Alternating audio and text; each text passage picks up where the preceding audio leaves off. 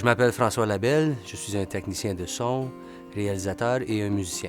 Je suis allé à l'école secondaire Rayside Balfour. On avait un programme de musique, ensuite avec un spectacle en fin d'année qui s'appelait Café Musique, que j'ai participé dès la 9e année, où j'ai été musicien et technicien.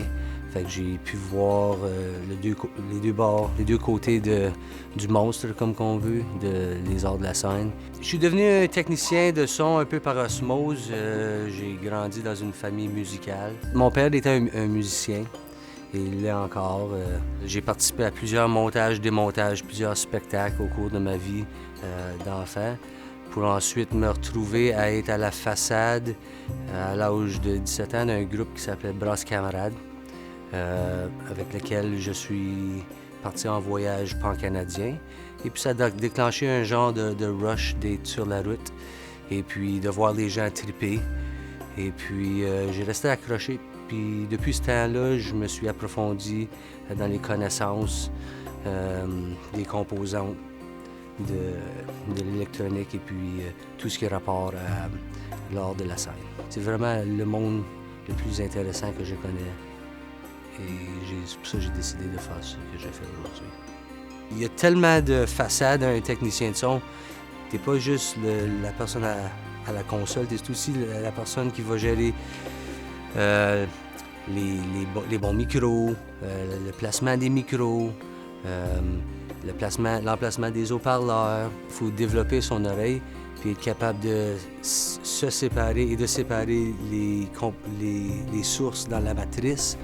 Il est capable d'isoler dans un plan sonore le snare ou la guitare, puis savoir pourquoi que ça fonctionne ou que ça ne fonctionne pas couramment dans ce que les gens entendent. Un des rôles les plus importants serait d'assurer leur confort sur scène, de faire certain qu'il n'y a aucun feedback, parce qu'ils sont dans leur bulle, et puis le moindre des choses peut les distraire. Fait que si ils sont dans un milieu qui est moins que confortable, la performance va être moins que confortable et la foule va ressentir ça. Puis c'est souvent vu en live comme le 5e ou 6e musicien, le gars que personne ne voit, mais qu'on ressent.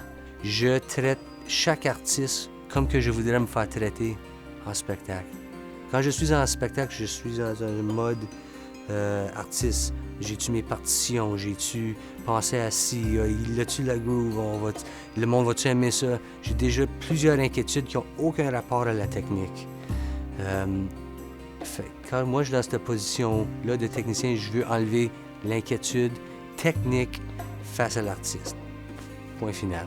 L'expérience qui m'a marqué le plus, c'est de voir Denis Savage à la Reine de Sudbury faire sonner Céline Dion pareil comme un disque. Ça m'a fait comprendre que c'est possible de gérer les acoustiques d'une pièce qui semble impossible. Ici au Collège Boréal, j'enseigne les cours de sonorisation et live et studio. J'enseigne aussi le programme de direction technique et de montage et de démontage. Fait que j'essaie des fois de toucher puis de manipuler le plus d'équipements possible pour se développer une confiance face à la carrière de technicien.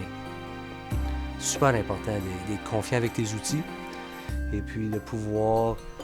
Tu sais, quelqu'un qui te dit moi je veux ça low-fi, mais ça veut quoi dire low-fi? Tu sais, juste association de la terminologie aux composantes puis à la réalisation face avec tes outils de la vision de ce qui est demandé.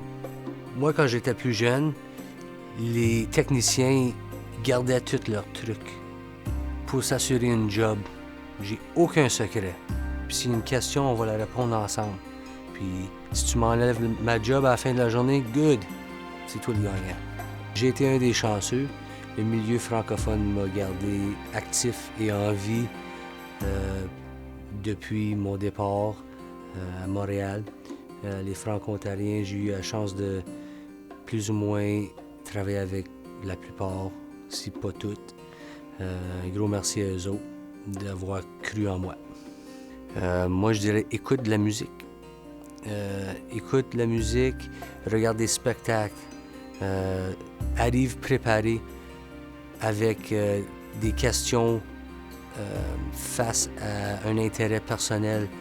Mais avant la fin de mes jours, je me dois de faire une tournée mondiale. Ça, c'est un peu mon rêve, avec une artiste telle qu'elle, qui que ce soit, en espérant que c'est possiblement moi. Puis encore plus que ça serait de partir en tournée mondiale avec les élèves avec qui je travaille en ce moment. Ça serait un succès incroyable. Moi, ce qui me fait triper, c'est le casse-tête. J'aime ça me casser la tête puis me casser le bicycle. C'est de voir tous les morceaux arriver à un point culminant qui est le spectacle. Je tripe là-dessus.